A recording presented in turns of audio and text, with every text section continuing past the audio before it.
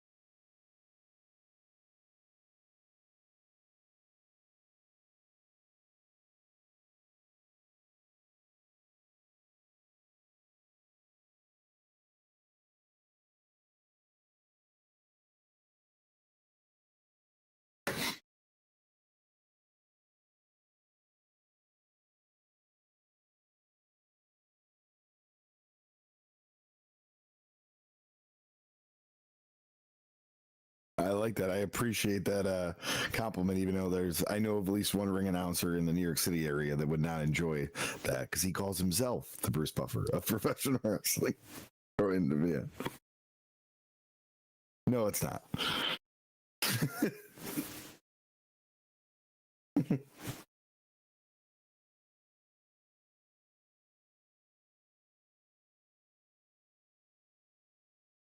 Yeah.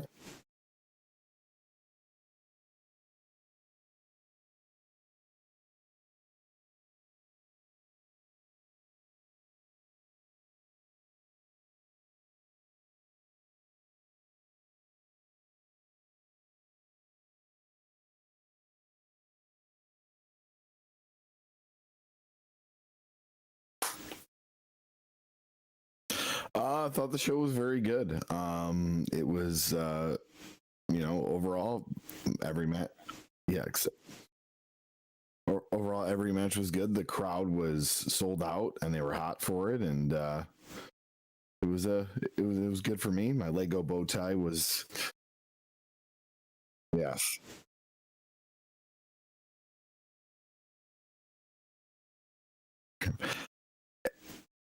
And I've noticed my Lego bow tie is way over than I ever will be as a as a talent.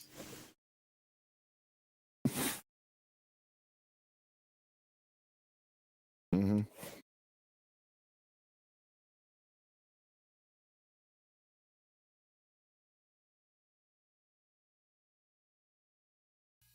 I'm muted.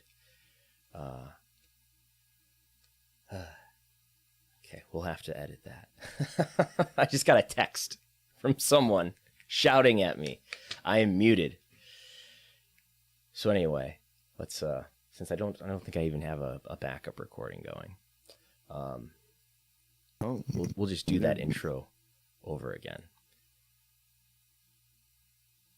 We'll be able to repair this all in post. So today on the program, we'll be talking about the WWE Q3 earnings report and conference call. All the news that came out of that. We'll be playing some audio clips from the true superstar of WWE, Nick Khan, the president and chief revenue officer.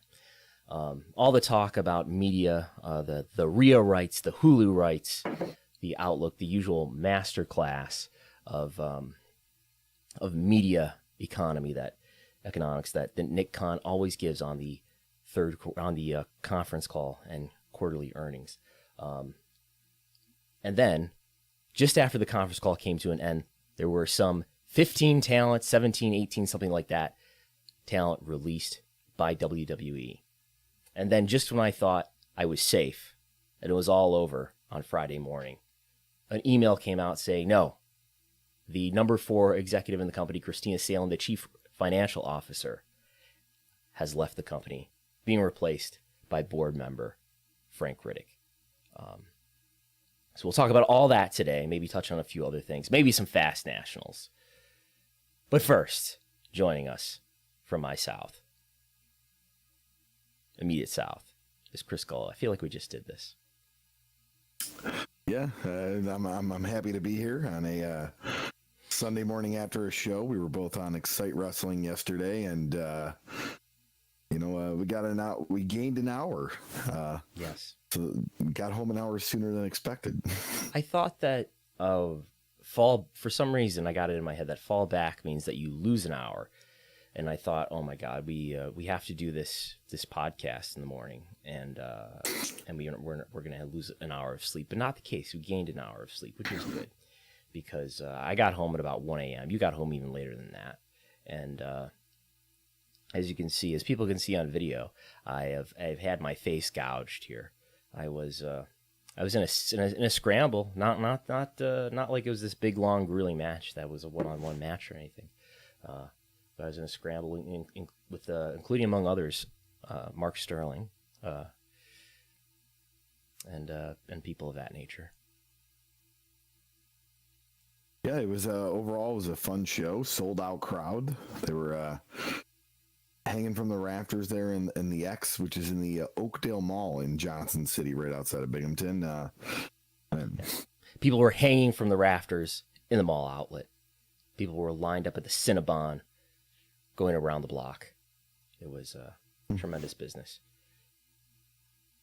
So, this is our first ever episode for the Post Wrestling Network, a huge deal for Wrestlenomics. If you're listening to this podcast on the Wrestlenomics feed, you know that this podcast will continue to exist and be uploaded and be available for you on the Wrestlenomics podcast feed. But we will now also be having this podcast on the Post Wrestling feed, along with all of Post Wrestling's podcasts, including their post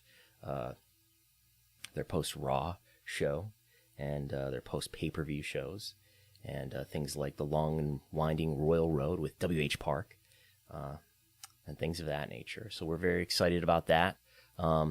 I just did a talk with John Pollock for Post Wrestling on Friday. We did that.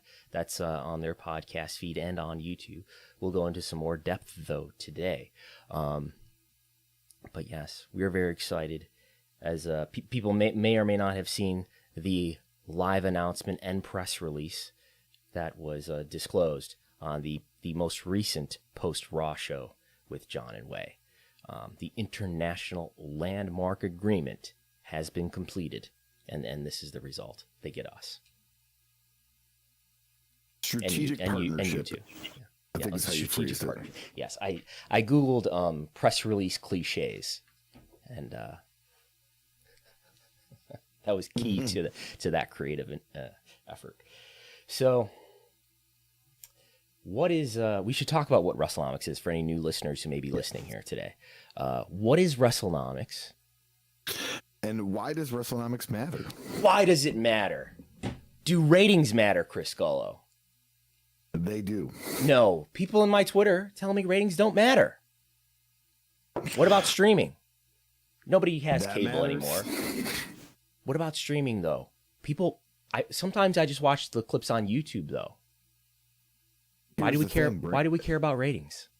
Here's the thing, Brandon. It all matters, but we care about ratings because TV rights deals are huge, huge, huge money. Oh. Okay. But why they get money for being on TV? Yeah, they the networks pay them money to present them a program weekly. But in all the wrestling history documentaries that I've seen, they're always talking about butts and seats and selling tickets and maybe even T-shirts and stuff. That's what the wrestling business is all about. It's all about drawing tickets, right? The live event ticket sales are just a fraction of what TV rights deals can bring to a wrestling company or sports entertainment company. Media company. Marvel media like company. entity, whatever you might be. Very good. You got to be asleep. Yes. You've learned well here. Yeah. No, the wrestling business, just a quick introductory lecture on the wrestling business. The wrestling business has really been turned on its head. This is what George Barrios, the former CFO of WWE, taught me. Not directly, but through his many conference appearances. This is a wrestling business that used to be majorly a ticketing business and also a pay-per-view business. And, if you watch some old wrestling from the territory days where they're recording their TV show in a studio, it's a very low expense production, right? It's in a studio in front of maybe 100 people.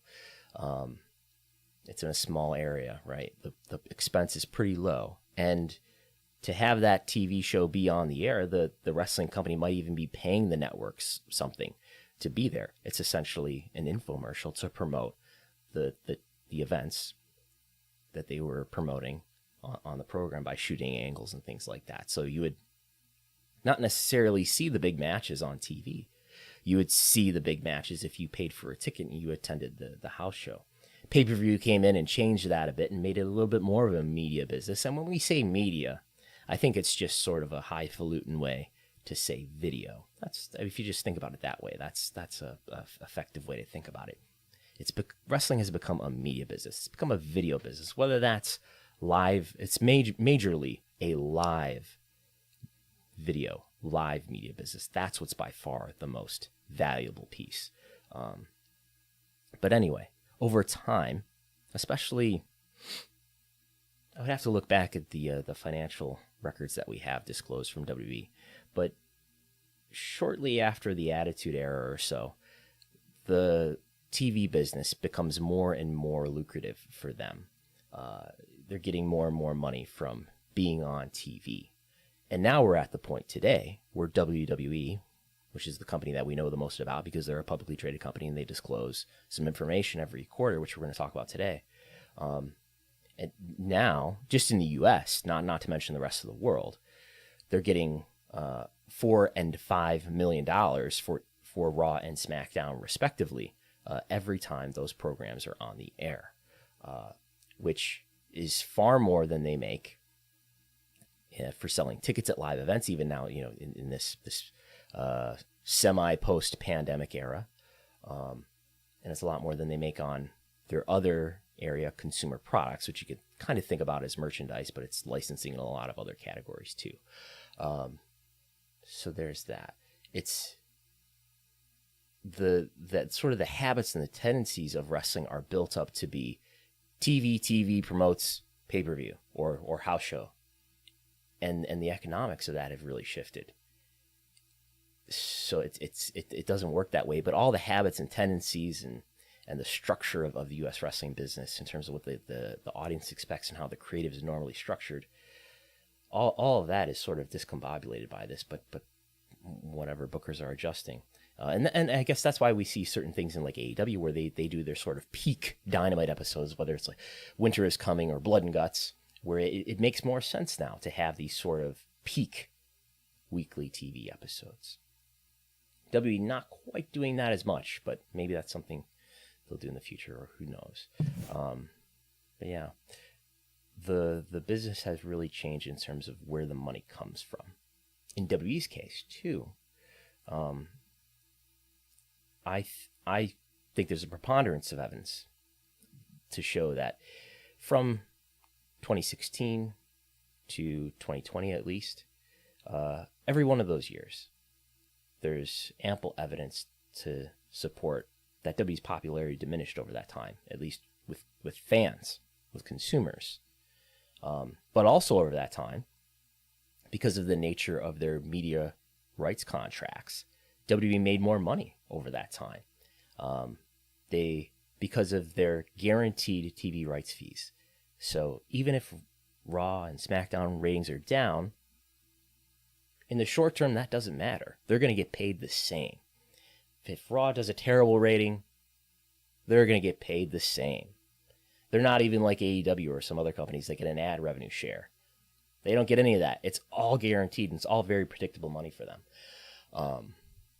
So it's all very predictable. And more and more of WWE's money, and this is the case for AEW too, comes from not directly from consumers in terms of ticket sales or pay-per-view sales, especially in the case of WWE, where their pay-per-views are not even primarily consumed through pay-per-view anymore. As people know, they're consumed through streaming. Less and less of that money that WWE or AEW make is from fans. That is tickets and merchandise. And AEW does get money directly from consumers in terms of pay-per-view sales, because they're still more so in the pay-per-view business. But more and more, the majority already, vast majority, I would say, maybe like, I think for AEW, I would guess around 80%. For WWE, maybe some similar percentage, comes from business partners, comes from TV companies like NBC Universal, which is the parent company of USA, Fox, which airs SmackDown, WWE's various TV broadcasters around the world, including Sony in India, including BT Sport in the United Kingdom. In AEW's case, that's Turner/Warner Media, which, of course, is the parent company of TNT and TBS. And AEW's TV partner in the UK, ITV. Are there others that are obvious that I'm leaving out? The Kingdom of Saudi Arabia, giving WWE $50 million every time WWE goes to the Kingdom of Saudi Arabia.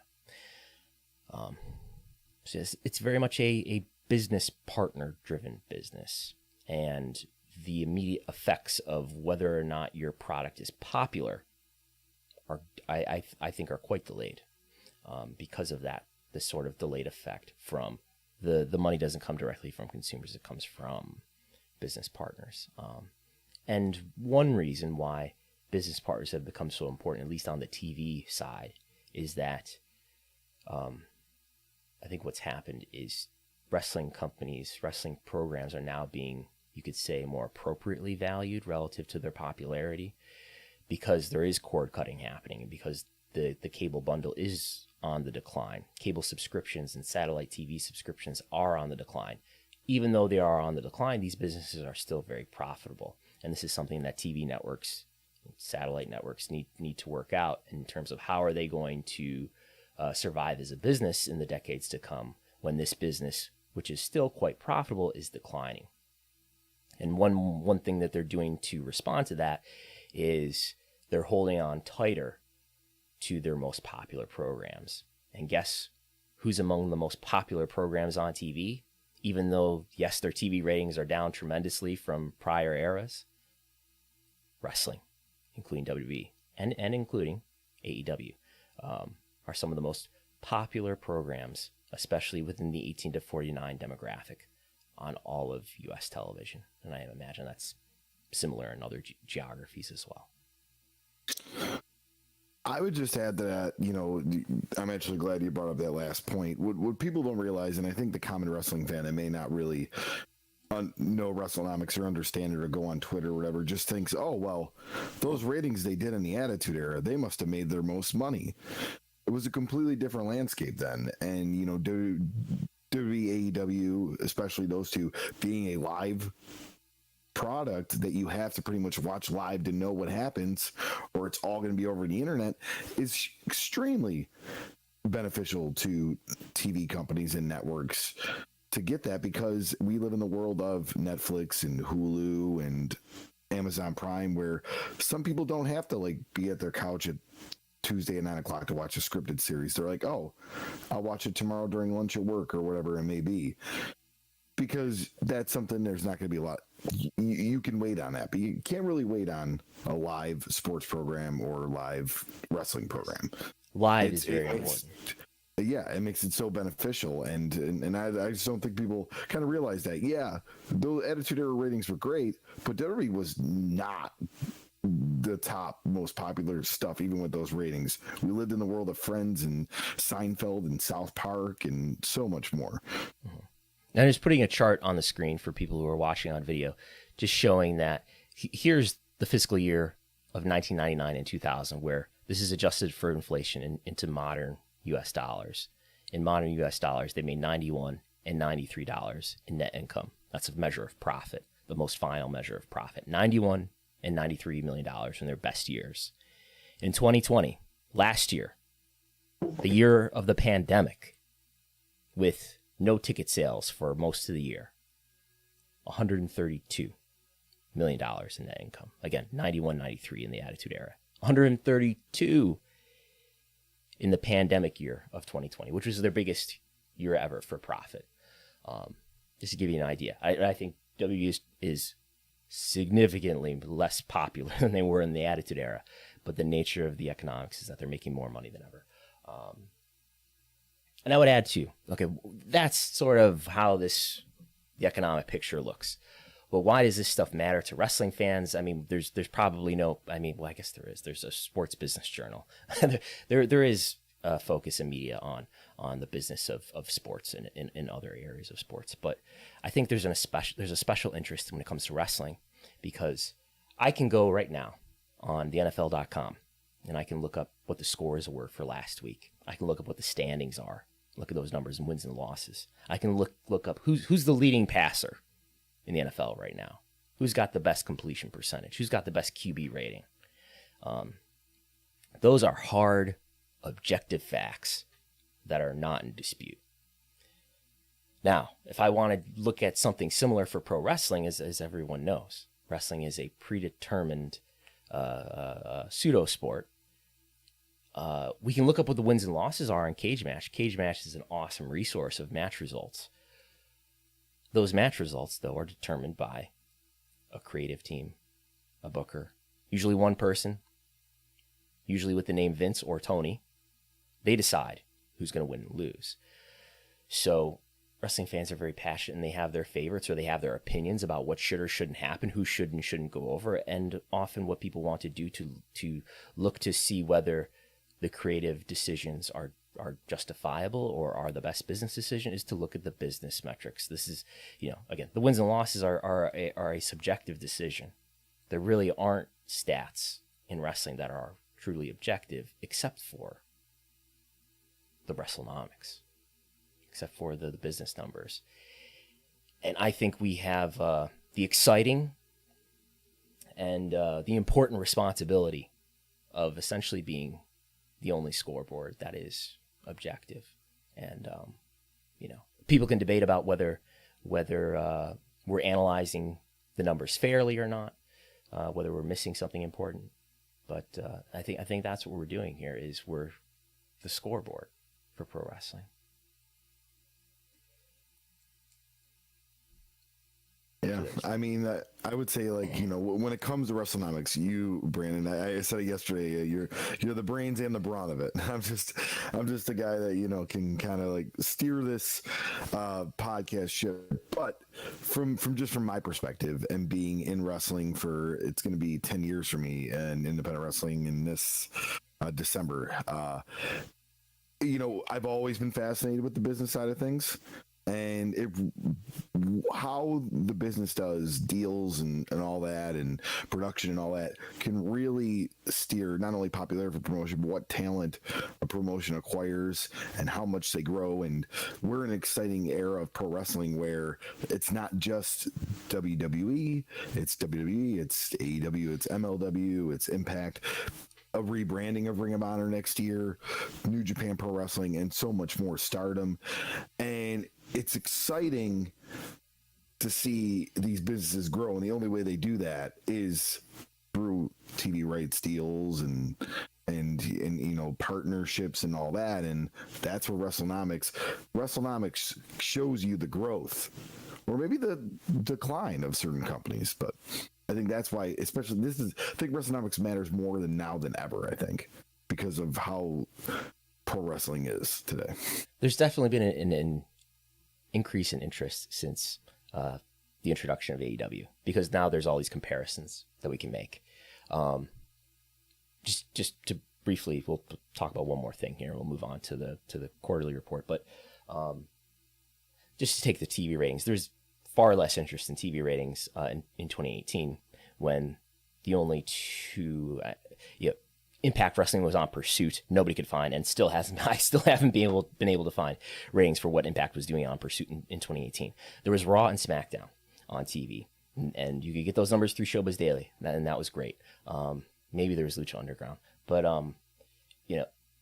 those two programs were out there, and you could compare those programs to each other, to themselves, and if you did enough work and you looked in enough places, you might have been able to find the trends of TV overall to compare how Raw and SmackDown were declining versus the rate of TV overall. But now, since the fall of 2019, we have had at least 4 TV programs, and really 5 if you include Impact, that have all been on national TV at the same time. And we can compare the trends of those programs against each other.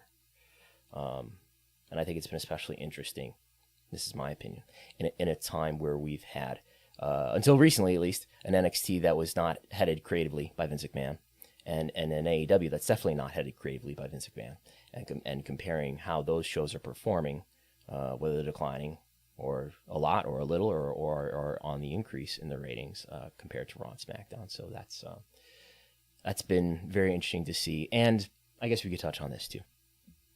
One reason why I think there's an interest in Wrestlenomics has to do with sort of one of the reasons why there's the existence of AEW is that there's been for many years a lot of wrestling fans who would like to like WWE but don't, and they're disenfranchised and unsatisfied with the product, and they're hungry for an alternative. In many ways, NXT captured that. In many ways, AEW is capturing that, and I think there's a lot of fans. You don't have to agree with this sentiment, but there's a lot of fans who are eager to see when is there going to be a consequence for WWE being the way that it is creatively. And as we showed and mentioned, WWE is more profitable than ever, than their most popular time. They are becoming, at least in the last 5 years, they became less popular. But what was the financial consequence of that? They became more profitable than ever. So people are searching for what I've called sometimes economic justice or creative justice for the dissatisfying product that they perceive on Raw and SmackDown. And again, more profitable than ever, but maybe there's a competition. Maybe there's a new competitor that's going to cause some sort of consequence for WWE, or will become increasingly competitive with WWE. And that is gradually happening. So anyway. All right. What now? So moving on to the crux of today's show, and we'll actually start with this here. The likes of Ember Moon, Frankie Monet, Hit Rose, B-Fab, Grand Metalik, and Lindsay Dorado have been released from WWE, and more talents have been cut from the company as well. Both Fightful Sean Ross Sapp and PW Insider reported that Keith Lee, Karrion Kross, Nia Jax, Mia Yim, Davey Boy Smith Jr., and Eva Marie have been released for the company. So 18 talents altogether, I believe, and these were obviously the highlights of those talents released, which this news was happening as, I believe, was it the conference call ended, or was the conference call happening as this was starting? Just after the conference call ended. Because I had started to do a live stream for patrons, and there was a fire happening in the background. I think we talked briefly on Thursday that I asked you about timing of this, and you said this was definitely probably planned out to where they would, yeah. And then that wasn't the. Do you have anything comment on this, or should we move on to the other big news? I would say, we're hearing too that some of these people were released because of their vaccine status or lack of getting the vaccine. It sounds like nobody was told that in there. However, it was communicated to them that they're no longer with the company. But I think the Keith Lee release is the most interesting one. I understand Graham Metalik and Lindsay Dorado asked for their release. The Keith Lee is the one that stands out to me as what I read is happening here is WWE saying, and I think we're going to see this too with Johnny Gargano, Kyle O'Reilly, Kevin Owens, whose contracts are reported to be up soon. Where WWE saying, we're not a wrestling company, of course. So what do we need wrestlers for? We can take people from other athletic endeavors, which we heard a clip in our montage from Nick Khan saying they're looking at taking people from other athletic endeavors and building it up from scratch. And I think this ties perfectly into Vince McMahon's philosophy of not wrestling, that he doesn't value people who have a wrestling background. Full disclosure, I say this as a quote-unquote indie wrestler. But he doesn't seem to value people who have an indie background or a non-WWE wrestling background. I think he wants to be able to take full credit of anyone's development. The notion that someone would be perceived to have been developed by anyone other than him, maybe including Paul Levesque, is a turnoff to him. So he wants full credit. So, hey, if we can just pull people up from scratch here, that's better. Perhaps more importantly, or at least more economically, we don't want to create more of a bidding war for talent and run up the price of talent. That's not good for our business. So it's even better, we have an even better justification to say we're not in the wrestling business and we're not interested in people who are already wrestlers before they arrive in our company. So let's not compete for people like Keith Lee and Johnny Gargano and Kyle O'Reilly and Kevin Owens and Adam Cole and Bryan Danielson and CM Punk. You want these quote unquote wrestlers, AEW? Here, go ahead, have them. We're not interested in wrestlers. We're interested in performers who we can turn into superstars, and they just have to have certain ingredients. That's how I think they're thinking about it. I think too, one thing we've noticed that WWE has done over the last few years is integrated breaking news and all this happened from other media outlets other than WWE.com. So it's like ESPN reports and Sports Illustrated reports and Fox Sports reports that blah, blah, blah. And when they go out and get somebody like Gable Stevenson, that's going to make all those sports websites.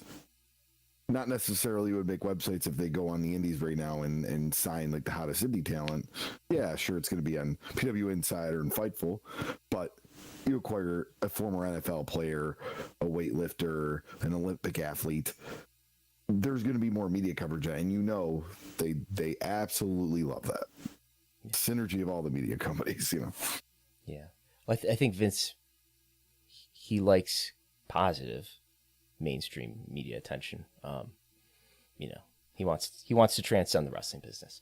But yeah, you think about this historically. If we applied this philosophy backwards in history, and we can quibble about whether that's appropriate or not, but it seems if you applied this philosophy to WWE's entire history, you would be missing out on Hulk Hogan.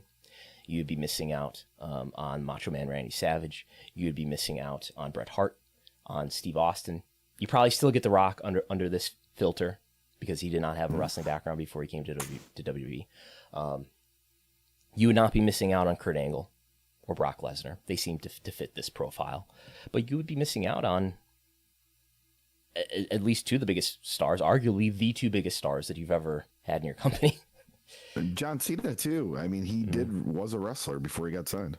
Yeah, I think he's a borderline case. Yeah. Yeah.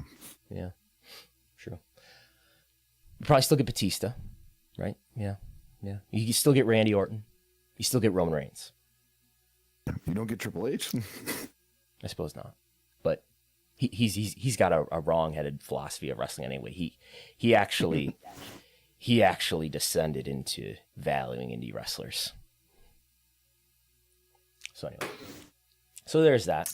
Anything more we should add to that? Not too much. Where just like there's so much more talent out there than ever, and we'll probably touch on that a little bit later on in the show. Sure. Moving on to more big departure news. Christina Salen has departed the company as chief financial officer. She's going to be succeeded by Frank A. Riddick III, who has been named the new CFO and chief administrative officer. If that name sounds familiar, that's because Riddick served as a member of WWE's board of directors for over a decade, and he was the interim CFO in 2020 before Christina Salen took over. Yes, he was in the interregnum between the George Barrios and Michelle Wilson era. They were dismissed as co-presidents in January 2020, right before the pandemic, and he served as the interim CFO until August 2020, when the Nick Khan and Christina Salen era began. He was just pulled off the board of directors. He's been an independent member of the board of directors, and if you don't know, the board of directors have a number of people on it who are also executives with the company, including Stephanie McMahon, Paul Levesque. Vince, of course, is the chairman. But then it also has, Nick Khan is also a member of the board of directors. But then it also has independent members who are, they work full-time in other jobs, or they just, I think like Frank Riddick just seem to be like retired former executives of major companies. I don't know about major companies, but he was a former CEO of some sort of company. I don't know off the top of my head. But yes. So I quickly read, go ahead. Oh, no, I was just going to say about Christina Salen, the point I want to make. You brought up something in the Q3 Patreon podcast that we did that she seemed to only spend about a year at a company.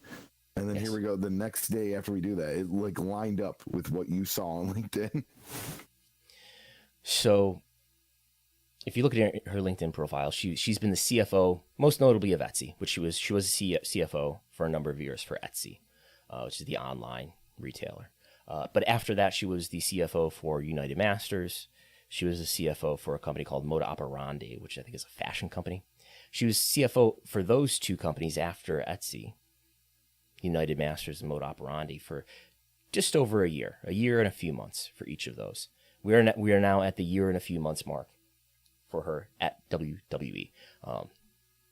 I'd heard that a lot of people were not happy with her. There were a lot of employees in the finance department who were leaving the company, purportedly because of her. She was not well liked. I heard one anecdote. I mean, this is probably not overall representative, but sort of overall representative of what people thought of her leadership style, I guess, in that before employees went back to the office at Stanford in July, I believe. I gather before that, at some point, she gave sort of a town hall speech to employees, talking about how great it would be to be back at the office. She was giving this talk from her living room on Zoom. It's just things like that, I guess. But yeah, I guess there were a lot of other issues as well that were causing people to leave the company, at least in the finance department. So there's that. She also made major hires that they put out press releases for. She brought in Karen Mullane, who is the chief accounting officer for WWE. You see her name signed at the bottom of a lot of the SEC filings that WWE is putting out. She was a former colleague of Christina Salen, either at Moda Operandi or United Masters. So this is someone that she worked with in the past, the chief accounting officer. She also hired the general counsel, Samira Shah, who is also a former colleague at one of her previous employers. So this is often what happens. I mean, not just at WWE, but in companies overall. You bring in people who you trust and you had great experiences with in the past, and that's what she did here. Does that mean that these employees are going to be long for this company going forward? I don't know. But Frank Riddick's employment agreement, though, came out, and Samira Shah is the person who signs the signature block at the bottom, so she's at least around for that. Now, the interesting thing here is that if you look at Frank Riddick's employment agreement, which I have some tweets about, he signed. So they disclosed this on Friday afternoon in their SEC filings, which they often do for their major executives. There's one of these for Nick Khan that's public as well. But he signed this employment agreement on November 3rd. November 3rd is Wednesday. So this was at least agreed to on Wednesday, that Frank Riddick knew he was going to become the permanent CFO. And by the way, he is permanent this time, not interim, and this employment agreement makes it very clear. So he's getting paid $150,000 as an annual base salary. He's getting a $1 million cash sign-on bonus at the very beginning here. The employment agreement makes it clear that he has to work there for 3 years. Otherwise, he has to partially at least pay this cash bonus back, depending on if he were to quit at early or in the middle or towards the end of those 3 years, he has to pay various degrees of the cash bonus back. So that makes it pretty clear that he's not here for a short time. He's here for a long time. He's here for at least 3 years if he wants to keep that $1 million in cash. There's similar terms for Nick Khan in his cash bonus. I think it's $5 million cash. He has to stay for 5 years. I don't know if it's $5 million cash. We would have to look that up. But it's definitely a 5-year term on the bonus. So Nick Khan pretty clearly intends to be there with WWE for at least 5 years from 2020. Frank Riddick pretty clearly intends to be with WWE for 3 years from 2021. Yes, he's getting $5 million in equity right off the bat. That SEC Form 4 went out on Friday too, I believe. $5 million in equity. To compare to what Christina Salen was getting, which was also disclosed in 2020, she was getting a $730,000 base salary. Again, Frank Riddick getting $850,000 in base salary. Salen got $500,000 in stock. Again, Frank Riddick got $5 million in stock. So Frank Riddick's getting compensated much more generously than Christina Salen is for this. Take that for what you will. I know there were questions about, well, is Frank Riddick a more experienced executive? I guess he's definitely older. Frank Riddick is not a young man. Christina Salen seems to be a younger person, that at least than Frank Riddick. He was the CEO of his company, which the name escapes me. Something Shale. So I don't know. There's probably an argument that Frank Riddick is a more experienced executive, for whatever it's worth. But I think it's interesting. Again, he signed this agreement on Wednesday. Conference calls on Thursday. So Christina Salen probably knows she's leaving the company after this conference call. Nobody's talking about that though. Yeah. So that's interesting. She knew she was a dead CFO walking on that conference call. All right, yeah, and I think one of the reasons why Frank Riddick may have gotten a bigger compensation package is probably because he was willing to commit to the long term, and maybe Christina Salen just wasn't willing. She's like, yeah, give me a year, and then this could have been on her own terms too, in the aspect of we looked. You brought up her LinkedIn, and other than that, it's very quick. So maybe Frank Riddick's like, yeah, I'll definitely stay here for 3 years plus. So. Yeah, who knows? All right. Maybe they had to talk. The thing is, too, I bet Frank Riddick was probably harder to dislodge from whatever his lifestyle was. He seems to be somebody who's like in semi-retirement, an older man who's serving as an independent member of a board of directors. I mean, you look at his LinkedIn profile; he's probably doing other stuff too. But to get him to come back to being a full-time executive was probably required more leverage, would be my guess. Whereas somebody like Christina Salen is very eager to continue to build her career just because she's a bit younger. But yeah. All right. Moving on. This is actually from John Pollock at Post Wrestling, our strategic partner. All these news bits, many of these news bits are powered by the power of Post Wrestling's news updates, which we appreciate, courtesy of them. On the same day that the company announced its latest cuts, WWE announced its third quarter earnings while upgrading its guidance projections. For the period covering July through the end of September, WWE was led by a return to live events with fans and generated $255,853,000 in revenue and posted a net income of $43,486,000 for the quarter. Those figures compare to the $221,595,000 and $48,278,000 for the same quarter in 2020 during the pandemic. For reference, expenses were lower for the prior year quarter due to 2/3 of the quarter's television being run out of the WWE Performance Center at a lower cost before moving to the Thunderdome in late August. Yes. So, what Chris Gullo just told us in plainer terms is that WWE now believes it's going to be more profitable. Did we cover that part here? Yeah, upgraded their guidance. So WWE is going to be more profitable than they were willing to say before this. That's largely due to the fact that they were able to run a large-scale international event, which was not certain earlier in the year. So their last earnings update was Q2, which happened in May. They reported that in May, where I don't think it was set in stone that they were going to go back to Saudi Arabia yet. Obviously, they've been there. They went there in October and they ran that event. They're going to get paid $50 million for that. So that's no longer an uncertainty. That happened. So that contributes to their certainty about what their financial state is going to be for the full year of 2021. So they raised their adjusted EBITDA guidance from, I think it's something like 275 to 310, and now they're saying it's going to be quite a bit higher than that, more like 310 to 330 or something like that. We should make sure we know exactly what that is. Yeah.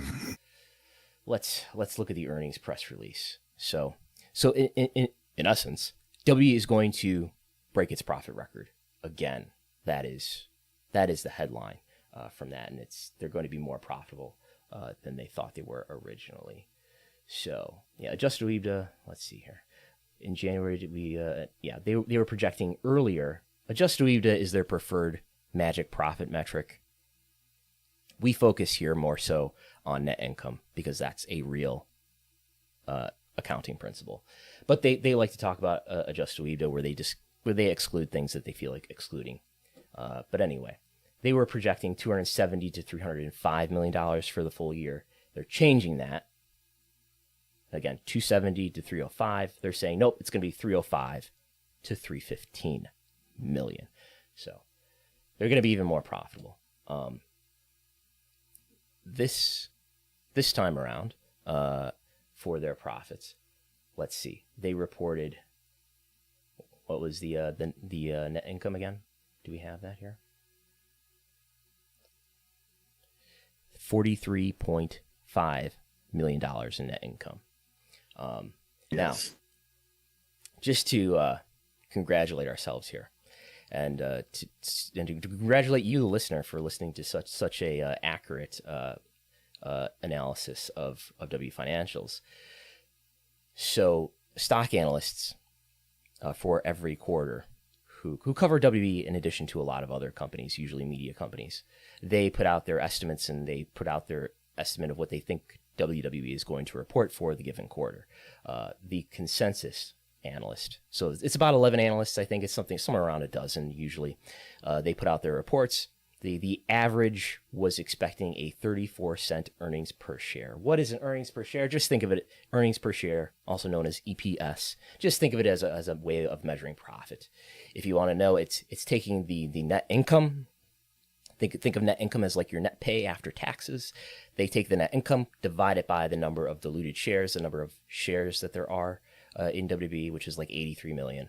Take the net income divided by all the shares, we get an earnings per share. Anyway, the average analyst expected 34 cents. I think the high analyst was somewhere in the upper 30s for EPS. Wrestlenomics, though, the team here at Wrestlenomics headquarters, we got together and we put all our formulas together, did all of our math, and we got 56 cents per share in our estimate that was published in advance on Wrestlenomics.com. And in the end, what was the actual? I mean, far higher than any analyst was estimating. And in the end, the EPS, if we go to the trending schedules on corporate.wwe.com and we look here, the EPS for this quarter was 52 cents. Again, the average analyst expecting 34 cents. Wrestlenomics expecting 56. So we were quite a bit more accurate. A little high, but quite a bit more accurate than the stock analysts. Many of whom I will point out have Harvard MBAs. No Harvard MBA here. No, nothing but a philosophy degree behind this. And we've been a little bit more accurate at times. Sometimes further off, but yes. I think what happened is that the average analyst or the analysts, I guess all of them were maybe underestimating the expenses for media for producing their TV. I was way off though on network revenue, which is something we'll adjust in the future. Just because it appears that even though Peacock is giving them the same amount of money in every period, it's probably escalating every year. It's a little bit more next year than it is this year, and so on, for this 5-year deal with Peacock to have the network content there. But Christina Salen made it pretty clear, if I'm understanding her right in Q&A, that even though they're getting the same payments throughout the year, they're going to recognize different amounts of revenue relative to how prestigious, how prominent the pay-per-views are in the quarter. So WrestleMania had this pretty big. How much revenue did they get for the network in Q2, which is the WrestleMania quarter? $62 million. $62 million. And now only $43 million in this SummerSlam quarter. Even though, again, Peacock paying them the same. But there is still some subscription revenue happening there in the international markets. So that's a factor too. But it looks like they're going to recognize different amounts of revenue in different quarters relative to however they're determining what the value of pay-per-views are. And I wouldn't dispute that WrestleMania is obviously far more valuable than any other pay-per-view. But yeah, that's something to think about in our estimates going forward. All right, we did kind of cover. I ran ahead. A lot of the top part of this. Yeah, no, sorry. I'm not sure if we covered this though. That with that, it comes in addition to $31 million returned to shareholders over the quarter from a combination of the shareholder repurchasing program and the dividend payout. For the quarter, the company ran 38 North American events that averaged 8,320, and this was including SummerSlam at Allegiant Stadium, with an average ticket price of $75.13. They also ran 4 international events in the UK that averaged 7,420 fans, with an average ticket price of $81.96. So the total attendance for the first quarter with live fans back in the arenas was 346,000. I should bring up too, and this has not that much to do with what's on the slide right now, but to touch on budget cuts, to touch on talent cuts again, as we know, as was reported by multiple outlets. The reason cited for the talent releases were budget cuts. Obviously, as we're discussing here, W is a very profitable company. In this quarter alone, they made $43 million in net income. This is not a company that's having to cut costs to remain profitable.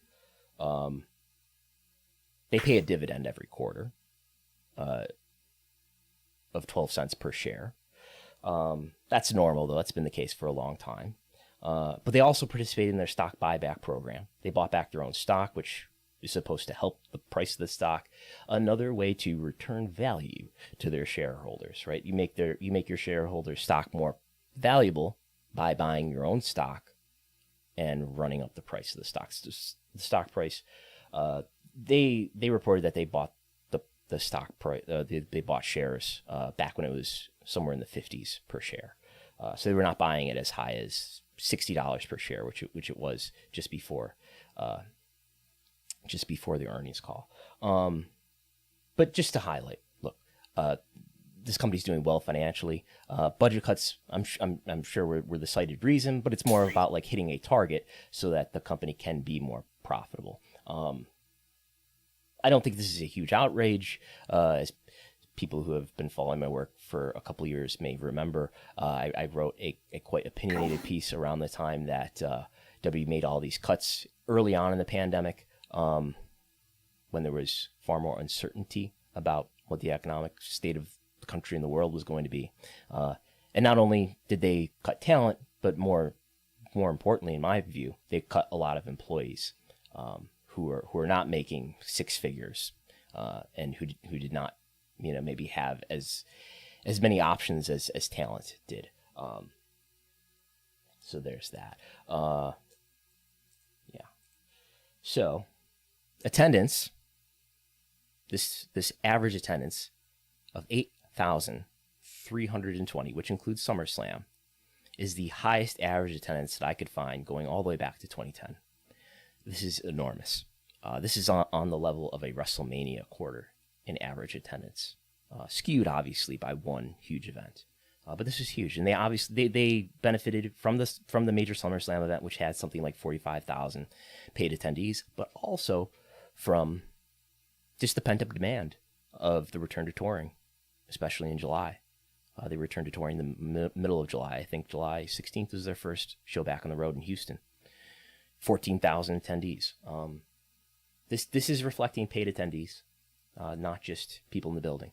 But we were able to estimate this fairly accurately too, thanks to WrestleTix, all the great information that's being collected by WrestleTix.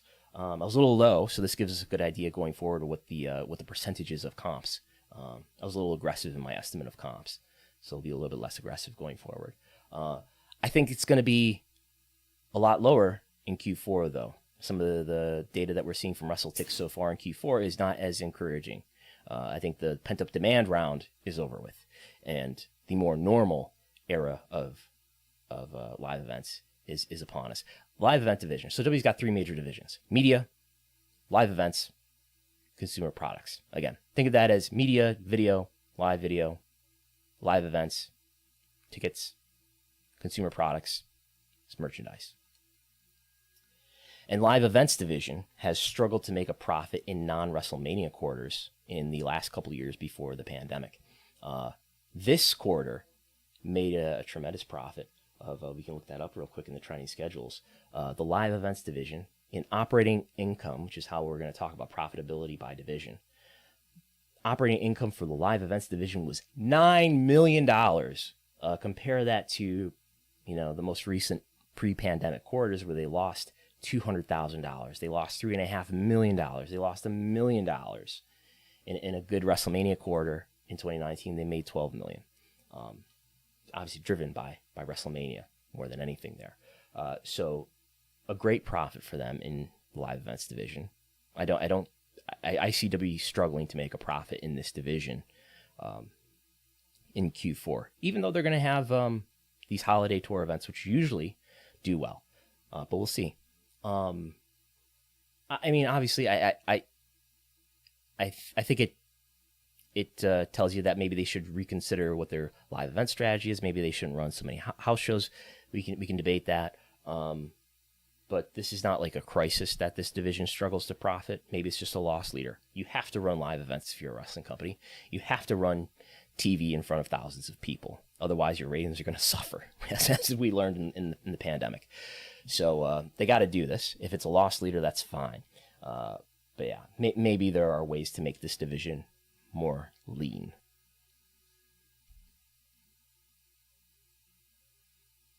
Moving on. All right. Moving on.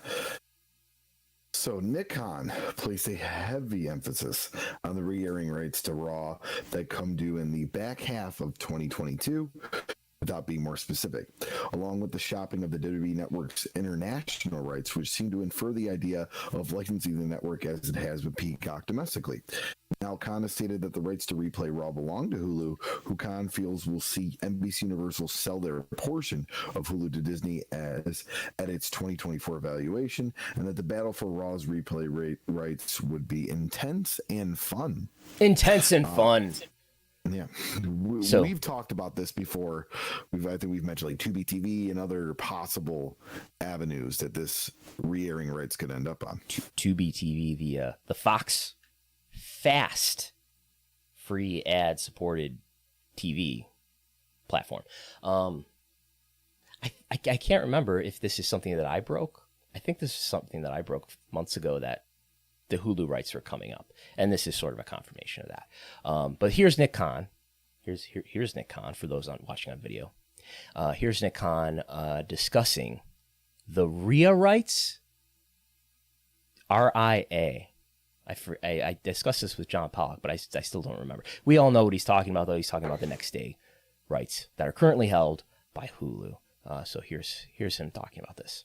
In terms of the raw RIA rights, we know from the data that there is a substantial and recurring audience who watch the program via delayed viewing week to week on Hulu. When we closed the Hulu deal in 2018, the media landscape was quite different, as we all know. NBCU was an active owner of Hulu, and Peacock was just a nascent dream. We now all know that in a 2021 world, NBCU is a passive Hulu owner, and barring exigent circumstances, NBCU's stake will be bought out by Disney at Hulu's 2024 valuation. Let's keep in mind what we all know. In addition to Disney's initial Hulu ownership percentage, Disney picked up Fox's ownership stake in Hulu with Disney's acquisition of a large majority of Fox 2+ years ago. We also recently saw executive shifts from Hulu to Peacock, and we believe that in addition to all other platforms looking for event programming that resonates, that the battle for Raw's RIA rights will be intense and fun. Yes. So they view that, look, the last time they dealt these rights, the streaming wars were not what they are now. And there's a lot more interest among many players to have content like the next day rights to Raw and SmackDown. So potential suitors, who do you think might be interested in this, Chris Gullo, other than Hulu? Well, I mean, I already, mentioned one before, Tubi TV, which is Fox's streaming service that they've recently purchased. Other than that, I'm going to throw one out there that's interesting. ESPN Plus. I know that sounds kind of far left. We haven't seen many dealings with Disney and the WWE, but that ESPN Plus could be something that could have those rights. I mean, even possibly even Amazon Prime, but I would say when it's re-airing the next day, Peacock, Hulu, or Tubi TV would probably be the top three. Yeah. I've said before, I think these rights are most valuable to Peacock because they already have all the other content that come with the network. They get the Raw and SmackDown episodes 30 days later. I imagine the viewership on 30-day-old episodes of Raw and SmackDown is pretty low, but they would be able to close the window, if you will. So I think it's most valuable to them, but I could see many streaming platforms having interest. Does WWE have heat with ESPN? There was a report, at least from Dave Meltzer and the Wrestling Observer, that when the Peacock deal was made, this did not sit well with ESPN, who had reportedly been very interested in the network streaming rights. And that deal obviously didn't happen. So yeah, I imagine we'll get a nice increase in this. I don't have a great sense of what this deal is worth currently. Somewhere in the ballpark of $10 million per year, maybe quite a bit less than that. I imagine they'll get a nice increase. This is small compared to their live, just to put this in context. Someone is texting me saying Roku might be interested as well. Roku, of course, currently holds some rights to the library of New Japan. Well, they have the money to bid for that, though. I mean, I don't know how big Roku really actually is, but no, Roku's a tremendous company. Look up the market value of Roku. Okay, I'm just saying, looking to see what they have currently on Roku TV compared to these other streaming services. Mm-hmm. The term of this I want to think about too. He's saying this. What did he say here exactly? The back half of 2022, they come due in the back half of 2022. I guess that means that's when they expire. So we'll get a deal made well in advance of the back half of 2022. So maybe this is something that gets done fairly soon. But anyway, I would think you want the new term to end when the live rights end, because maybe you want to make a deal. You want to have flexibility with that deal when you're dealing live rights. Maybe you want to make a deal with somebody where they get the live rights, and maybe you want to play around with how you're dealing them or somebody else the next day rights. So no idea, but I would just guess that WWE wants this next deal to be expiring around September 2024, which is when their live TV rights expire for Raw and SmackDown. Do you have information to share with us, Chris Gullo? No. No, I don't. Oh, for you talking about the Roku value? Google Market Capital Roku. I got it. Yeah. Well, all right. So I'll do market capital. I had market value of Roku pulled up. But yeah, market capital. First off, just the closing stock price on Friday was $278.62 per share. But that crashed a little bit. Their revenue for 2020 was $1.78 billion. And the third quarter ending in September, they did $679 million, almost $680 million. What's their market cap though? That's the value of all their shares combined. So I have macrotrends.net pulling this up here. Google market cap Roku. I got it, 37.18 billion. Yes. So yeah. So what's WWE's market cap roughly? Who are you looking for? What's WWE's market cap roughly? I'm quizzing here. This is an open book test. I'm googling it. So market capital. All right, there we go. Market capital again is just the value of all the shares combined. 4.64 billion. So I don't know. Who knows what their budget is like? But yeah, maybe they would have some interest in that. So let's see. Also, someone has also texted me. The person who was involved in bringing New Japan to Roku used to work for WWE Network. I think maybe is that Melody Han. I think that's the name that comes to mind related to that. But anyway, we have another clip here to play from Nick Khan, where this is moments later in the call, where Nick Khan, as usual, he's like a professor here. I've said this is the Nick Khan podcast. He's going to teach you some things about the media business, about the live rights business, and he's going to sort of lay it all out for you. He's going to give his master class in media rights. So here's the clip of Nick Khan talking about sort of the outlook for WWE when it comes to their live rights and just what's happening in the ecosystem overall. All of this is directly related to our next U.S. rights negotiations. We are as bullish now on those rights as we were when we went into the prior negotiations, which saw an increase in the U.S. from $130 million a year AAV to $470 million a year AAV for Raw and SmackDown. We have previously discussed numerous deals that demonstrate the continued rise in the value of live. These included recently negotiated media rights for the NFL, NHL, Major League Baseball, the SEC, La Liga, and Wimbledon. Media rights that are coming up for renewal are also drawing interest from new buyers, which is expected to further the trend of meaningful increases for those rights. As an example, we know the English Premier League is looking to get $300 million a year annually for its U.S. rights, doubling the $150 million a year average annual value currently paid by NBCU. That bidding process is expected to be highly competitive, due in large part to the combination of traditional buyers and new buyers, like Amazon, ESPN Plus, and Peacock. They're all looking for live with dedicated fans to quickly build up their subscriber bases. Yesterday, Fox announced on its earnings call that they closed a multi-year deal with UEFA for its next two European championships in 2024 and 2028, and for over 1,500 soccer matches. A rights package in excess of what Disney currently pays for its portion of it. We have all read the rumors of Fox partnering with Fubo, a virtual MVPD, on this rights deal. With this sort of tonnage, that partnership made complete sense to us, creative and smart. Live continues to dominate linear while helping to build other platforms, and we are seeing scripted content continue to migrate to streamers. Both Apple TV and Amazon have been considered frontrunners for the NFL Sunday Ticket package. Ted Sarandos has publicly expressed that Netflix would rather buy than rent sports properties.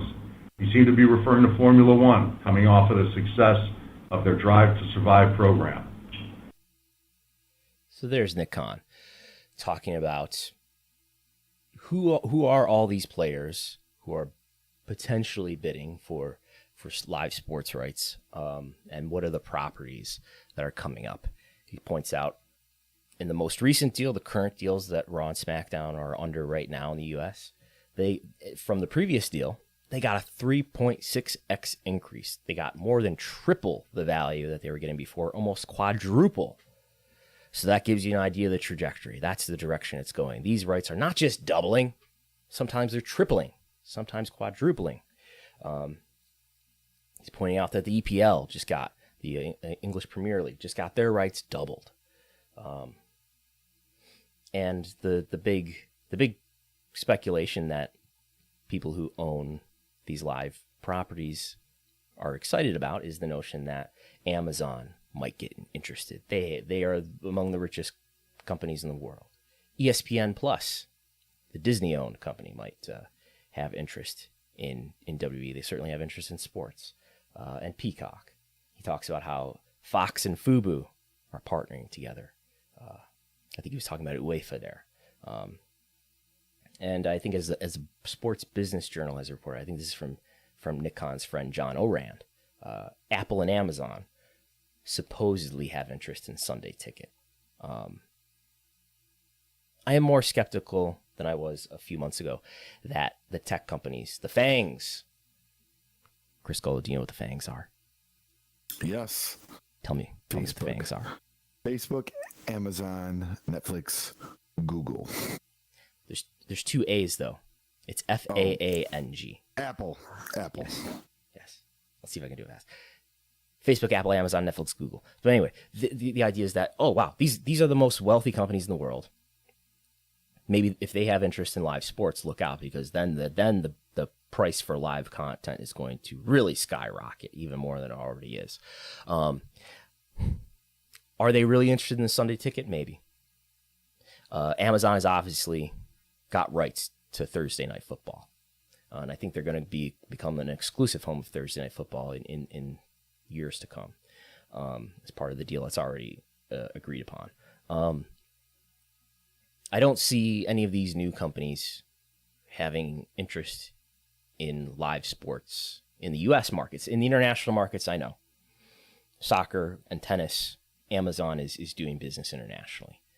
But in the U.S., where these rights are the most expensive, I don't see Amazon or any other tech player really getting involved yet. I'm saying as far as things that have actually happened, not outlook. NBA deal has come and gone. NHL deal has come and gone. MLB deal has come and gone. And they didn't go to new tech players. I don't see... one more thing. I don't see Apple having... I think Apple... I'm just... when I listen to the Recode podcasts, I keep hearing their Land of the Giants promo where they keep playing the soundbite about how someone's saying, Apple doesn't want to win the streaming wars. I think they want to be extremely well regarded for their taste. If that's true, I can't see Apple getting involved in pro wrestling, even though wrestling can be a high taste product. What were you going to say? Well, first off, I'll comment on your Apple thing. Yeah, they've really gotten behind doing critically acclaimed TV series, that dramas, big actors, more than just trying something out there like the other ones. But what I was going to say earlier was the NFL package is pretty much done too, just not the Sunday ticket. We just had the new NFL rights deals come down, so it's just the Sunday ticket that would be up there, and that's just something that would be migrating away from DirecTV to wherever it goes. And who knows? I mean, DirecTV might make a last minute play, but it probably is more financial for NFL to go into streaming. Yeah.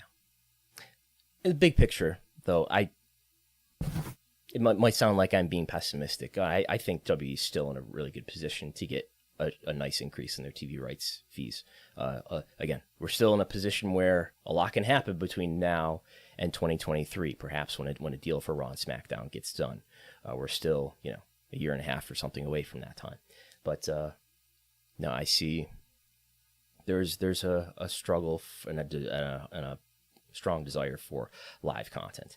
And as much as I've talked about in this program about how W's popularity has been on the decline, that regardless, they're still among the most popular programs on television, especially with viewers 18 to 49. And that goes a long way. That's not the only factor that plays into what their value would be, but that's a big factor. And they're still doing really well in that regard. They're among the most popular. I did these studies over the last couple of months. If you exclude football from the picture, both pro and college, among the most popular programs easily is wrestling. WWE, Raw, SmackDown, Dynamite. Those are among the top programs on TV in 18 to 49 after football and maybe the NBA. So yeah, there's Talking Dead in there. Walking Dead. There's maybe Rick and Morty in there, I think we found. Maybe one or two others. But it's really wrestling after NFL and maybe NBA. I mean, we're certainly seeing AEW outperforming in the NHL in the same time slot of late. MLB playoffs do well also. So there's that. We have one more Nick Khan clip to play. Do you have something else? Yes. No. I was going to lead into the NXT Nick Khan clip with you. Go ahead. Lead into it. Tee it up. What I was just going to say is obviously something that has happened with, pretty much the, would say it was the end of the third quarter, or did it start right in the beginning? NXT of the 2.0 happened in, I believe, September 14th or 7th. So very much towards the end of Q3, but in Q3. Yeah. So this would be the first, conference call of the quarterly endings with the NXT 2.0 rebranding. Mm-hmm. And here's what Nick Khan had to say about that. Yeah, and then I wanted to focus on NXT a little. This is Brandon Ross. Because you definitely made some changes over, I think, the last month or so. Wanted to see how you felt about the progress and whether you felt like you were achieving the goals of the revamp. We think it's all starting the way that we wanted it to start. So we wanted a younger, fresher, in-ring approach. We think we have it. You've already seen some talent from the new NXT elevated to the main roster. There's going to be more of that. Our recruiting efforts, which we can go through at a later date, which are spearheaded by Paul Levesque and Bruce Pritchard and a number of other folks here, are focused on young athletes who may not, at this moment in time, be in the quote-unquote wrestling space. And we think all of those results will come to fruition in the right way, and that NXT will continue to build the way it's already building. There you go. I notice when I analyze things sometimes, I'm prone to talk about the medium more than the message sometimes. Before we talk about the content of what he just said, I think it's interesting how he's so careful to, whenever he's using the word wrestling, to talk about the quote-unquote wrestling space, so-called indie wrestlers, because he knows the man is sitting right there listening, who does not believe in wrestling. I think Nick Khan is a very savvy servant for Vince. But anyway, everything's great at NXT. I mean, it's okay. I've been told, and there's been other reports that have supported the fact that NXT Their goal with this rebrand, among other things, is to attract a younger audience, 18 to 34. So let's take a look for people watching on video. Here's a chart just showing the year-over-year trends, the green line, very much in the neighborhood of where they were last year at the same time last year. This is 18 to 49, so this is the key demo, right? I mean, this is not, it's not like it's collapsing, but NXT is definitely not having the benefit in its viewership that AEW is having on Wednesday night. The big deal for Dynamite, now there's a lot other factors, almost certainly, that are helping Dynamite's viewership. Dynamite's viewership year over year is some 20%, maybe sometimes 30% up in certain comparisons. NXT's viewership is very comparable to where it was last year, despite NXT no longer having to go head-to-head with AEW Dynamite. They're on a different night. That signals to me that this show is just less important to people. Now, I think what drives a lot of the check-in viewership, a lot of the spikes in viewership for all of these wrestling programs is, did something big and newsworthy happen? And the people who are checking in and out are the younger viewers. The most stable audience are the viewers outside the demo, the vast majority of which are, guess what, 50 years old and older. And this is, a TV show that's repackaging itself. We want to attract younger viewers, and this median viewer is not getting any younger.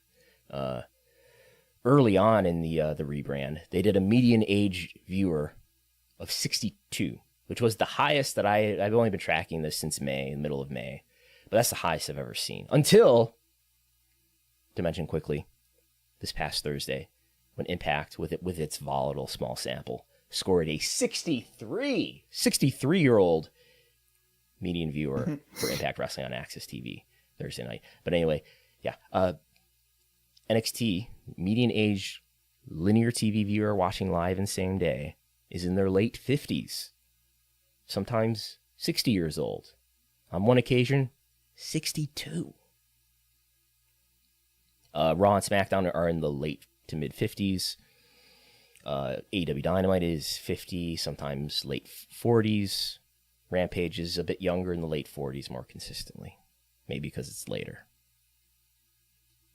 So there you have it. Anything to add to that? I mean, not necessarily like, the NXT rebrand, I haven't been the biggest proponent of it. But clearly this is a vision of, who's in charge right now. So, yeah, it's Vince finally paying attention to his talent development in NXT. So we could talk about the nature of TV rights or media rights for a moment. Something I've been trying to think about, and I've been meaning to talk about this on our podcast here for a few weeks. We just haven't gotten to it, and this is a good time to get to it.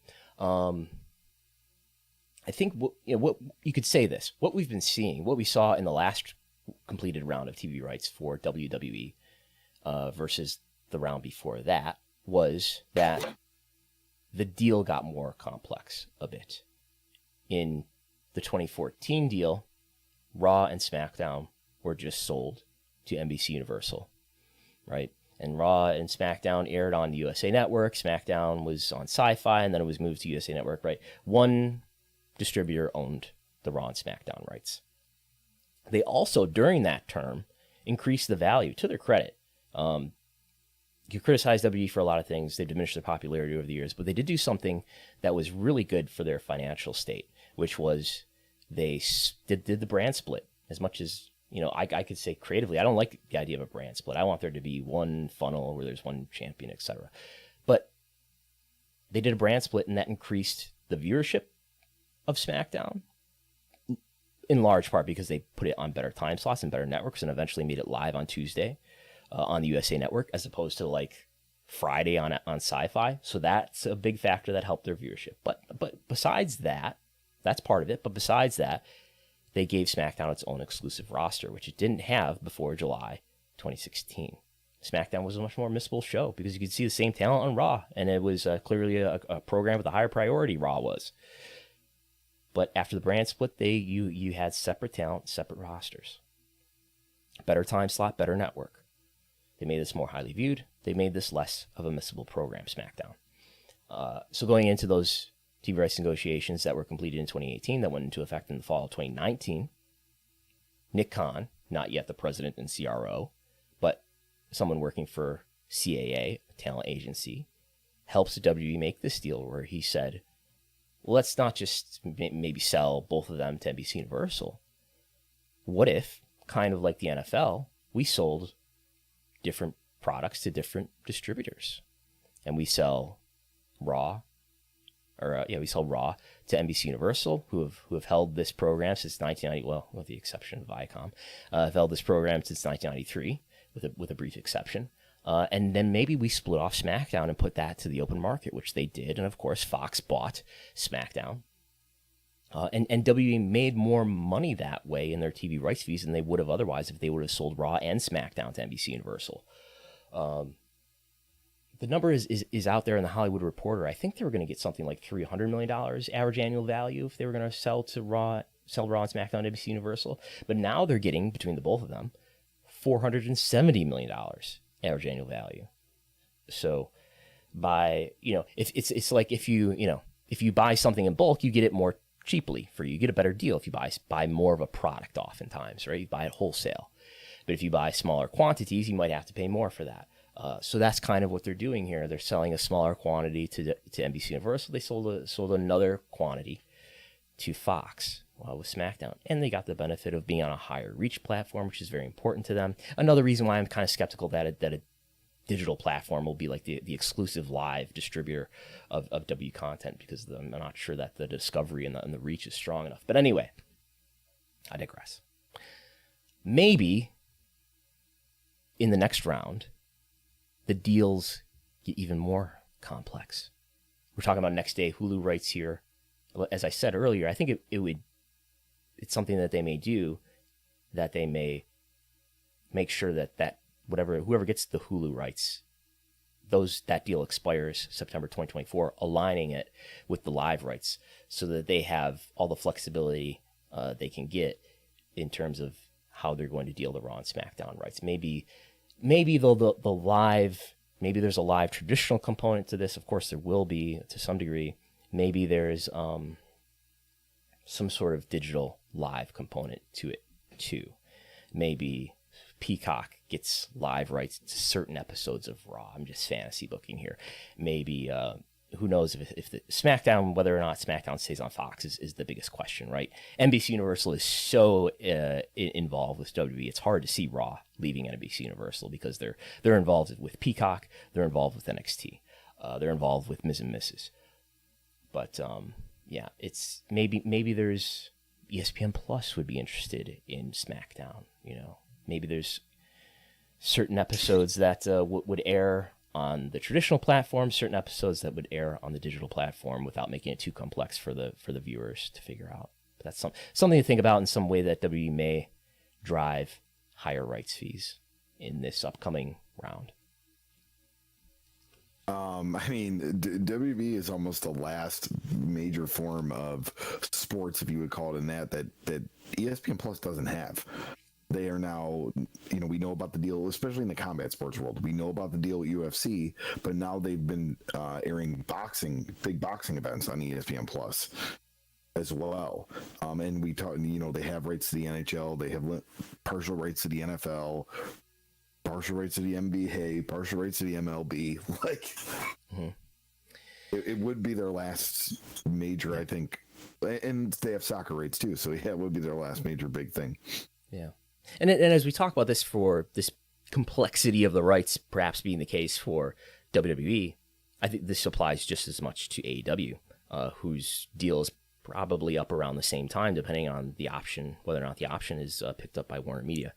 And this is something that maybe AEW deals as well, some sort of live digital rights in some capacity. So that's something I'm thinking about. I just don't want to be sitting here talking about live traditional TV rights for months and months and months on end, and then all of a sudden, boom! Oh, we never saw that coming. That they, oh yes, such and this. There's a Peacock component of this, Raw and SmackDown deal or something. So something to keep our eye on. Shall we fantasy book a bit more? Yes, I've been looking forward to this. You have been? Okay. Excuse me. I don't know how we should set this up. There's a number of angles to approach this with. As we talk about all these distributors, all these big media companies that may be players for wrestling rights, NBC Universal has their wrestling, Raw, NXT, Peacock, WWE Network. Warner Media has their wrestling, AEW. Sinclair is kind of a minor player here, but they kind of have their wrestling. Anthem, kind of a minor player, but they have their wrestling. ESPN doesn't have their wrestling, though. Right? No. Viacom. No. Viacom used to be in the wrestling business when they had Raw on Spike and they had Heat on MTV. Viacom doesn't have their wrestling. They have their MMA. ESPN has their MMA, but they don't have their wrestling. And if wrestling is as popular as I say it is relative to other live content, live viewing anyway, maybe that's something that they would be interested in. Paul Levesque, if you're listening, this is your pep talk, man. It's time to play the game. It's time to play the game. You've been playing the game since 1995, and it's been going pretty well until the last year or two. And Vince McMahon has refuted your vision of wrestling. He thinks you're a fool for embracing quote-unquote indie wrestling and not hiring tall, muscly people like yourself. Come on. So I don't know what your flexibility is contract-wise, or how willing you are to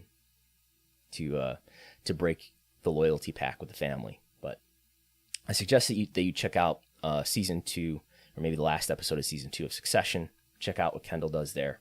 I think there's a great opportunity, as we discussed in the previous episode. I discussed a bit with John Pollock. I think there's a great opportunity for Paul Levesque to, if he had the flexibility, if he had the legal ability to be this is not arguing that this is going to happen, but this is a real opportunity. I think if he had some really wealthy financial backing, maybe somebody like Mark Cuban, who has not only wealth but a great deal of skill and connections in the media and sports business.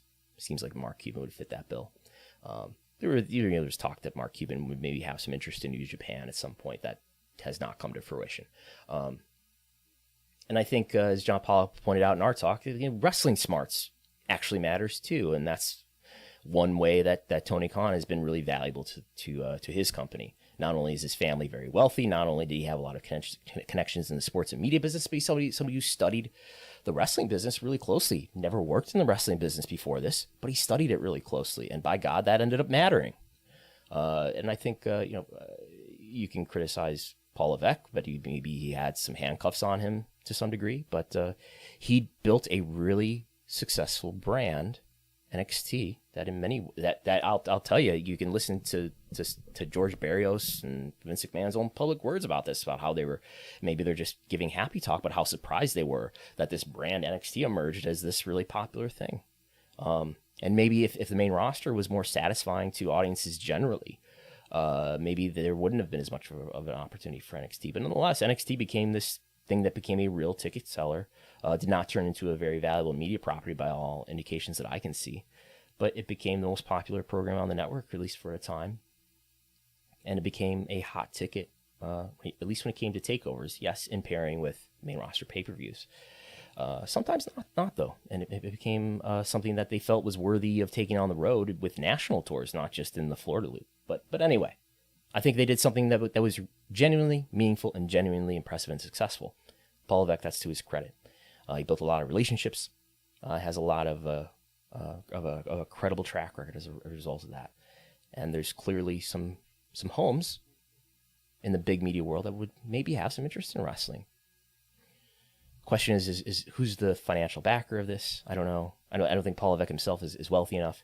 I would like to discuss the brief history of WWE's family and corporate history. Just it seems that we're on sort of a conceivably a precipice of the sort of the corporate power structure of this company, where in 2008 George Barrios and Michelle Wilson joined the company. They would end up becoming co-presidents. Linda McMahon in September 2009 resigned as CEO and kind of started her political career. That's also around the time in October 2009 when Shane left. And Shane apparently had this kind of rift with Vince. They kind of made clear was a rift in his interview with Mick Foley years ago. And there's that very interesting, fascinating Vice article, I think by first name Ian was the author, who talks about how Shane presented this pitch to try to take over creative in this really sort of interesting palace intrigue scene. But anyway, Shane ended up leaving the company, tried to do other things in the business world that it's hard to tell how successful they've been. But Shane had a lot of capital, a lot of cash that he was able to get a hold of through liquidating WWE stock that was gifted to him by Vince and Linda. So to the tune of, I don't know, tens of millions of dollars without looking it up. I don't know that Paul Levesque has the required amount of wealth. I'm sure he's a very rich man, but I don't know that he has the required amount of wealth, or whether he wants to go through the familial pain that might result from going his own way. But yeah, and he had his title changed. He formally joined as a corporate employee in 2010, then had his position elevated in 2011 to become executive vice president. His title changed a bit, including in 2020, when he was changed from being the executive vice president of talent, live events, and creative to becoming the executive vice president of global talent strategy and development. Until then, September 2021. Just coincidentally, when he just happened to have a cardiac event, he's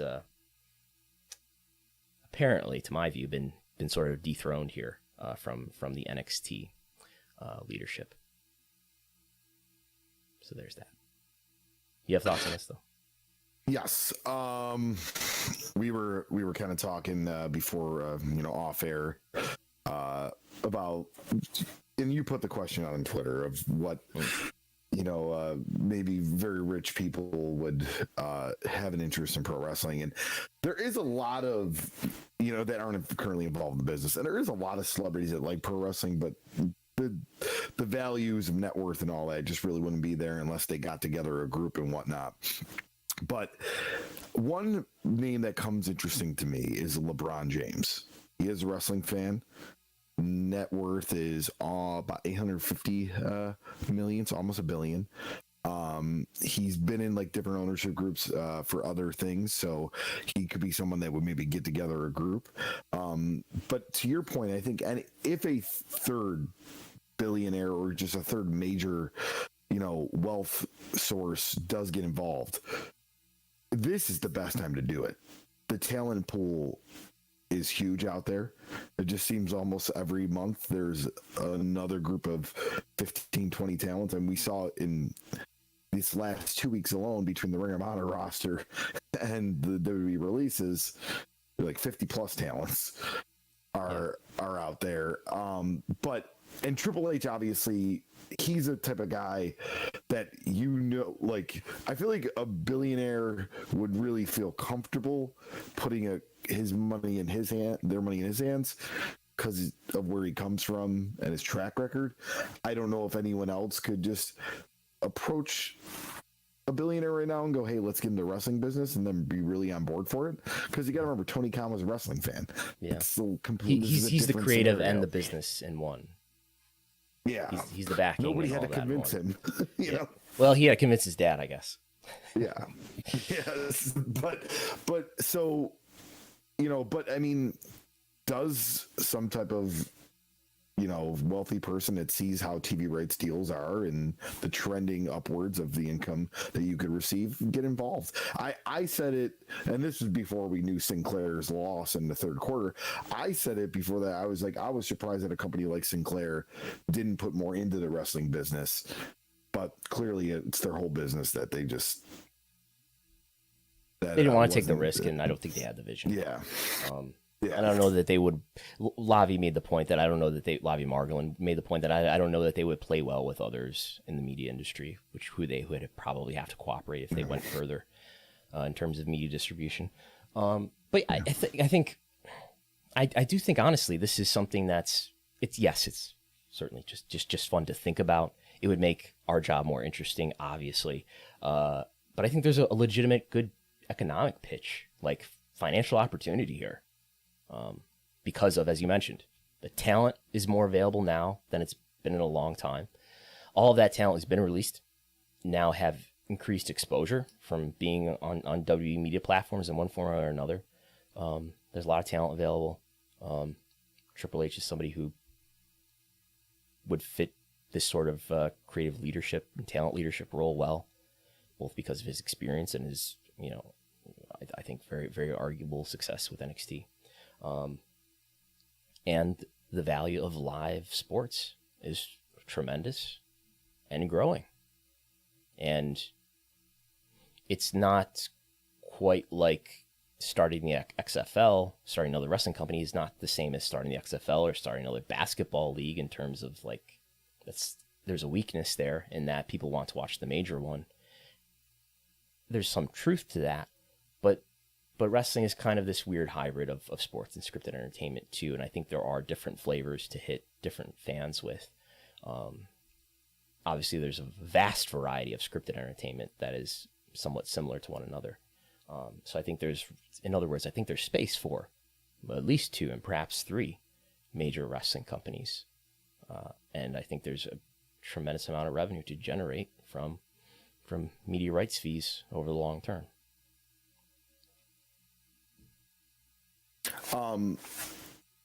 I think another thing you get with the Triple H is we've heard the rumblings.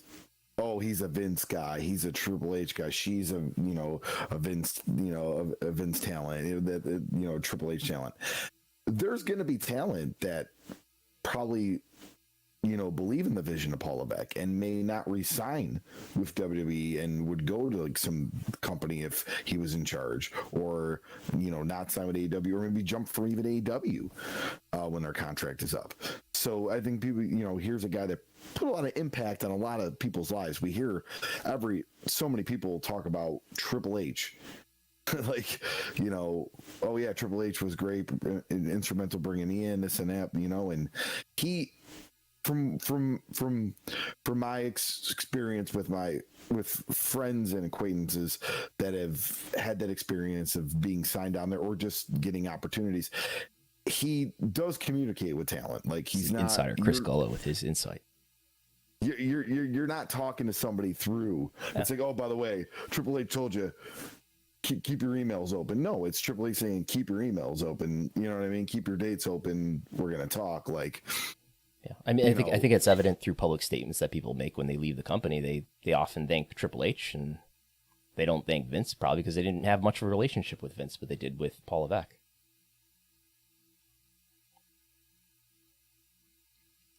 Yeah. So just my point is that you're getting that too. You're getting a guy who could persuade talent that might normally not want to take a risk on this new upstart company. And I think that's what AEW brought to the table with Jericho. Oh, well, if Jericho went there, It brings credibility that, this person of who has a huge name, he's worth following. Maybe if he believes in it, I can believe in it too. But I think, not just track record, but having the relationships and having the name value. Yeah. If Triple H is involved in it, maybe this is real. Wow. Again, long shot. Probably not going to happen. But Paul, if you're listening, you can do it. Believe yourself. He would make Wrestlenomics even so much. Imagine how much busy your life would be if it's third major company. Yes. Oh, and your poor Twitter notifications. Yes. It's fine though, because the more overwhelming they get, the less I read it, I guess, or something. Yeah. Speaking of Twitter,